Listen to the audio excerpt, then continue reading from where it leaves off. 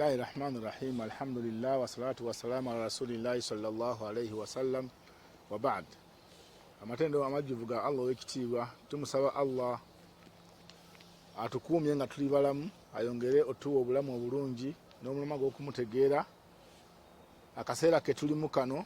Baganda baffe ne bannyinaffe Allah bwe yawadde obusobozi obugenda okulamaga bateekateeka kugenda kukola hijja.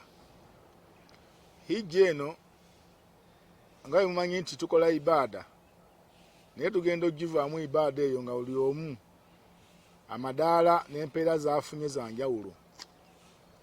Waliyo abagenda okukola omulimo, n'okola omulimu n'ogenda kusaala n'ovaayo ng'essalayo tekkiriziddwa Allah nga tagikkiriza. Ne wabeerawo abasaala ng'afunyeko empeera za kitundu, ne wabeerawo abasaala n'afuna empeera nga nzijuvu. Ekyo mukitegeerewo ekityo Allah bwe kiri, kisinziira ku ngeri gy'okozemu omulimu Allah gwe yakutuma okukola. N'olwekyo essala tuba tusaddeemu mu masigidi y'emu omabega wa imaamu omu, naye nga amadaala n'empeera ze tufunye si ze zimu. Ekyo buli omu kisinziira ku nniya ye, ku nteekateeka gy'aba ateeseteesemu embeera z'okusaala. Ezimu zifiira na mu wuzu, najja okusaala naye ng'essala tagirina, wuzu tagifunye nga bweteekeddwa kubeera, oba tagifunidde ddala naye alowoozeza nti afunye. Nawe bityo bannaye n'ehijja bwetyo bweri. Esente tusasula ze zimu, n'abatutwala groups nga ze zimu, atukulembedde nga y'omu. Naye waliyo akomawo wano, saba Allah abeere nga atukuumira hijja zaffe. N'akomawo nga hijja tagifunye, naye nga safaari kyagifunyemu kulaba ku bifo. Kaaba yagirabye, Mina yabaddeyo, Arafa yagirabye, naye nga yakomye kugiraba nebeera nga tuwe ya bulijjo, ng'omuntu yaligambye njagala kutambulako ngende Embaale ndabe ku lusozi lwa Elgon, ngende Kapchona ndabe ku Falls, ngende Kasose ndabe ku Rwenzori wahakadha. N'olwekyo bajjama twagala hijja Allah subhanahu wa ta'ala atusaasire abagenda okukola hijja babeere nga bagikola nga Allah bw'ayagala. Ensonga endala, ekigendererwa kya hijja n'emigaso egiyirimu mikulu nnyo omuntu ogitegeera agenda okukola hijja nga amanyi kikyafunamu. Kubanga buli omu ebiseera ebisinga abantu babuuza kino ngenda kikola naye nfuniramu wa. Kati mu bwangu ennyo njagala twogere ku migaso gya hijja. Ekisookera ddala, omuntu bw'aleeta nniya n'asasula ssente okukola hijja aba agenze kutuukiriza mpagi ya Busiraamu. Ogwo nga gwe mugaso ogusooka, empagi ey'Obusiraamu, kubanga empagi z'Obusiraamu ziri ttaano. Buli omu amanyi hadiisi y'omubaka Muhammad sallallahu alayhi wa sallam gye yagamba nti buniya al islaamu ala khamsin, Obusiraamu buzimbirwa ku mpagi ttaano. Esooka shahadatu an la ilaha illa Allah wa anna Muhammadan rasulullah, kukkiriza Allah nti ali omu n'omubaka Muhammad nti mubaka we, n'ababaka abaamukulembera. Ikaami swala, kuyimirizaawo swala ey'okubiri. Itaa'u zaka, kuwa musolo gwa Busiraamu kujja mu maali yo ssente ze bayita zaka n'oziwaayo. Sawmu Ramadan, okusiba omwezi gwa Ramadan gwe twakamaliriza emabega kaawo. Then hajjul baitil haram, hajju baitillahi haram, n'okugenda okukola hijja. Abamu bavunula nti n'ogenda okulambula ennyumba ya Allah. Tetugenda kulambula bulambuzi, okulambula juzu min al amal, okulambula kimu kale ku mulimu gwe tugenda okukola, naye nga tugenda kukola ibaada, okujjuliriza empagi y'Obusiraamu ey'okutaano. Obusiraamu buzimbirwa ku mpagi ttaano. Emirimu gyonna gye tukola bwe giba nga tegitudde kweza empagi, Allah subhanahu wa ta'ala tajja gikubalako. Kiringa bwolaba omuntu okuzimba ekizimbe ne bwakiyonja n'akisiiga langi n'akiwa endabirwamu ezisinga okunyirira, naye ng'ekizimbe ekyo empagi zaakyo teziringa inginiya bwe yagamba. Inginiya bajja ne bagamba nti ekyo bakimenye, mwe ne mwewuunya, naye nga kifu, kubanga bye yakola bino ebirala aluminiyamu, ndabirwamu nnungi, langi nnungi, yabikolera ku mpagi enfu. N'olwekyo Obusiraamu nabwo bwe butyo, abakola emirimu emirungi bangi egigasa abantu, kusima nzizi, kuliisa abantu, kusaddaaka, kweyisa bulungi eri bantu, naye inginiya agenda kutunulira empagi okwatuula ebintu ebyo zaali zitya. N'olwekyo omugaso ogusookera ddala nti omuntu agenze kujjuza busiraamu bwe. Buniya al-islaamu ala khamsin, ekyo kikulu nnyo. Ensonga ey'okubiri, takwiyatu sila ma Allah subhanahu wa ta'ala, okunyweza olujegere, okunyweza enkolaganayo ne Allah subhanahu wa ta'ala. Yalagira swala, yalagira hijja eyo kubanga Allah yagiragira, bweyagamba nti walillahi ala nnasi hijjul baiti man istataa ilaihi sabila. Allah kyatubanja walillahi ala nnasi, mubimu Allah byatubanja nga abibanja ffe abantu. Hijjul baiti kwe kugenda okukola hijja eye Makka awali ennyumba ye gye bayita Kaaba. Liman istataa ilaihi sabila, bw'ofunanga obusobozi ng'osobola okugenda togayaala, kwata ekkubo ogende okole hijja. N'olwekyo ng'ojja okubeera nti otukkiriza empagi y'obusiraamu ate wano onywezezza enkolaganayo ne Allah subhanahu wa ta'ala, lwakubanga Allah nga agambye mu tteeka eryo nti walillahi ala nnasi hijjul baiti. Ebimu Allah byabanja abantu, ffe byatubanja nga tulina bimukolera, kwe kubeera nga omuntu alina obusobozi, ofunye sente za tiketi, ofunye ez'okulya ng'otuuse eyo, olina amaanyi, toli mulwadde, ilaihi sabila, kwata ekkubo ogende okole hijja ku nnyumba eyo Allah subhanahu wa ta'ala gye yagamba. Bannange nno kati wano tuyigamu nti omuntu yenna agenda okukola hijja kakasa nti obusobozi obwo obulina. Tokkirizibwa agenda kukola hijja nga tolina sente zigenda kulabirira mu hijja gy'olaga. Ebintu si byangu, waliwo sente za visa, waliwo sente za tiketi, waliwo sente za accommodation, ez'okusula, waliwo sente ez'okulya ng'otuuse eri, n'ebyetaago ebirala ebyetaaga okukola hijja. Bw'oba obifunye nga sente weeziri, neno zoonolekera abantu bawaka nga toliiwo, kubanga era nabo buvunaanyizibwa buli awo, totambula genda nga abantu tobalekedde kye bagenda kulya. Bw'omala okubifuna ogenda okole hijja, ogenda kuba oyunze wakati wo ne Allah subhanahu wa ta'ala. Hijja eno emigaso gyayo emirala erimu takfiru dhunubi wa sayiati. Omuntu bw'akola hijja, hijja eno emukolera mu mbeera y'omusangulako amazambi ge yakulembeza okukola nga tannakola hijja eyo. Nabbi sallallahu alaihi wasallam yatugamba man hajja, singa omuntu akwata akasente ke aka halal n'akola hijja, falam yarfuth, mu hijja yeemu n'atateekamu kwonoona, walam yafsuk, n'atakolerayo madhambi, raja'a min dhunubihi, bw'akomawo wano amadhambi ge yali alina nga tannakola hijja, kayaumin waladatuhu ummuhu, abeeranga bwe yafuluma mu nda ya maama we. Olunaku maama we lwakuzaala teri ayinza kujja gamba nti oyo nze mubanja, era olumbe lw'omwana gwe bazadde n'afiirawo teriyinza kubaako agamba nti bannanga abanja, abadde abanja, fe abafa nga tukuze, fe be balangirira amabanja. Omwana oyo aba afudde nga taliiko zambi yonna, nga yakazaalibwa, toyinza agamba sala yamuyiseeko oba yagaana okusaddaaka, teri. Kati talina agenda talina zambi yonna. N'olwekyo omuntu akomawo mu hijja ng'ali fresh, ng'alinga oyo omwana. Kyebulaba nti tukubirizibwa nti bw'oba okomyewo kuuma hijjayo.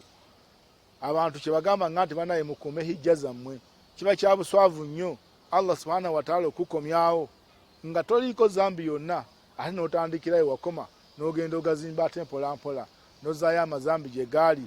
Ekintu ekyo si kirungi.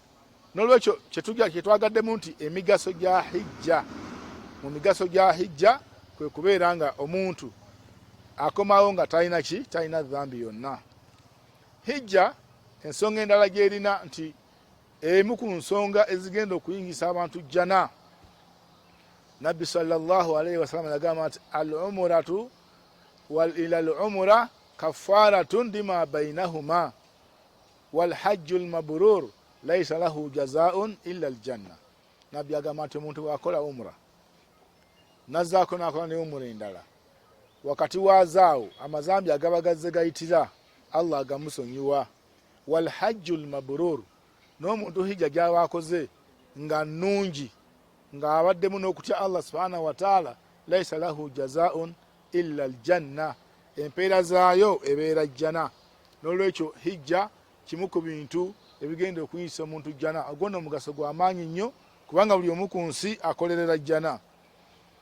Ensonga endala, alhajj wal umra sababun lilghina wa basti riziki.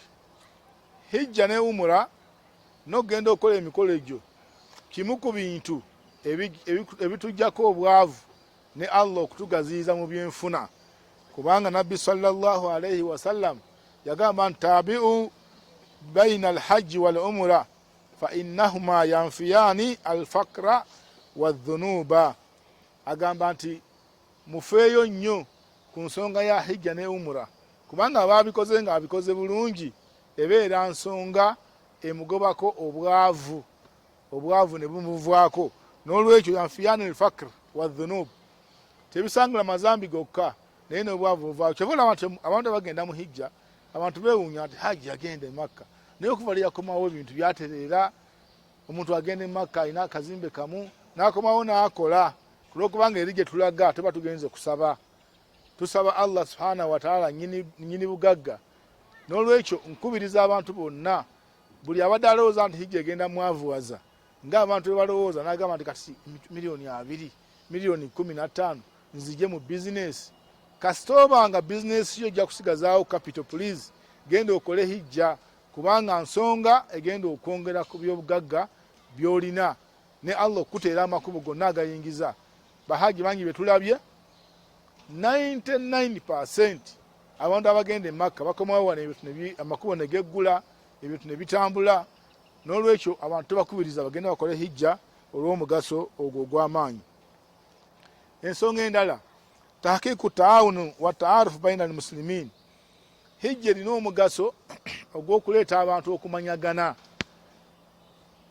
Kyekifo mu nsi yonna, era nga n'abazungu kati bakyewuunya, tebalinayo ekifo kye basobola kupanga kisobola kuleeta nationalities zonna wamu. Naye ekifo ky'e Makka kiri, abanagenda okukola hijja omukisa gwe mugenda okufuna, buli nsi gy'owulira wano ogenda kulaba ku muntu avaayo. Naye olaba gano wadde Afrika wano, Afrika yokka erimu ensi nnyingi, okufuna chance ey'okulaba ku muntu ava e Gabon, olaba omuntu ava e Nigeria, olaba ova South Africa, olaba omuntu avaawa, kiyinza okuzibuwalira. Awo olabe ku bantu bano abava mu nsi z'Abawarabu eziri mu Afrika, naye bw'otuuka mu hijja abantu abo bonna obalaba, n'aba Asia n'aba America n'aba Europe bonna kyekifo ekibakuŋŋaanya. N'olwekyo tumanyagana, embeera ebeera wali ya buli omu, buli abuuza nti ate gwe ovaawa, mukisa ogubeerawo nti tewali agamba nti lwaki ombuuza. Nga bwe twalibadde ku mikolo emirala giri mikolo gya hijja, bantu babeera beetowaze, era omuntu bw'omubuuza oli waawo akuddamu bulungi. Nva America, nva Botswana, nva South Africa, naawe n'omugamba nange nva Uganda. Uganda njiwulira buwulizi. Abamu tutuukeyo n'omugamba nva Uganda, n'abuuza nti Uganda kyeki, wali atagiwuliranga nako. Kati awo gubeera mukisa okulaba ku bantu b'otalabangako, ku bantu b'otalina ssuubi balaba, okuggyako ng'obasanze mu kifo ekitukuŋŋaanya ng'ekyo. Allah subhanahu wa ta'ala yagamba nti wa adhin fi nnasi bilhajji yatuuka rijalan min kulli dhamir. Langirira abantu. Ibrahima amala okuzimba Kaaba, Allah n'amulagira abeere nga alangirira mu nsi yonna abantu bajje mu kifo ekyo bakoleraawo emikolo gya hijja. Yatuuka min kulli fajjin amik, yatuuka rijalan, abantu bajja kujja nga batambula, abalala nga beebagadde, abaami n'abakyala, naye nga gye bajja wala kulli dhamiri, na buli kyebagalwa kyonna yatiina min kulli fajjin amik, abantu bajja kuva mu bifo ebyawansi eyo ebyewala. Kale ogwo omugaso gw'amaanyi nnyo gwe tulina mu mbeera ya hijja. Tazizu alakati ligitimaiya, hijja eno etuyamba okuyunga enkolagana eya bulijjo ey'obuntu baina almuslimin, wakati w'abasiraamu, kubanga tufunamu emigaso gyaffe bwe tuba tuli eyo, otudde n'abasuubuzi. Era mu hijja bw'obanga ogenzeeyo gye weewuunya embeera gye tubeeramu, okusinziira ku kiragiro kya Allah subhanahu wa ta'ala, ekyambalo kiri kimu. Oba oli avudde mu paliyamenti, oba abadde minisita nga musiraamu, oba abadde pulezidenti, bambala ekyambalo kye kimu, bonna batula mu tentisi ezimu. Era abakola hijja mujjukira bulungi nti bwe muba mutuuse eyo, w'olabira ku memba wa paliyamenti n'oyogerako naye ne museka, ekiyinza okuzibwalira ng'oli wano, oba minisita kakati tufunamu emigaso gy'okubanga tuli nabo ne tusharinga ideas abasuubuzi ne bayambako abatamanyi kusuubula, abalimi ne bayambako abatamanyi kulima, buli kimu emigaso mingi egy'okubeera nga tubeera wamu ne tufuna mu mbeera ya hijja eyo. Emigaso gya hijja mingi siyinza gimalayo, naye ng'ekikulu bannanga abagenda mu hijja tubayozaayoza, tusaba Allah subhanahu wa ta'ala abatambuze mirembe, abatuuse mirembe, abakozesa emikolo egyo mirembe, era mukomewo mirembe, nga mulinga abaana abakazaalibwa amazaami nga gabavuddeko. Tetukubiriza abalina obusobozi naye nga temunnabafuna nniya egenda kukola hijja, muzimbe nniya ku ssaawa eno. Bw'oba guno mwaka guganye, mwaka ogujja ogenda okukola hijja, ekyo mukijje mu ddiiro, kubanga alhajji wajibu marra fil umur. Hijja ne umura biri wajibu bikakafu ku muntu, byatteeka omulundi gumu mu buwangazi bw'omuntu. Tebiri nga swala nti buli mwaka ogenda okole hijja, omulundi gumu gwokka. N'olwekyo waayo omwaka gumu, bizinesi gite girekeemu abantu bagitambuze oba giggale, ogende omalirize ekyo. Allah subhanahu wa ta'ala akugulire amakubo ag'ebyenfuna. Barakallahu fikum. Assalamu alaikum wa rahmatullahi wa barakatuh.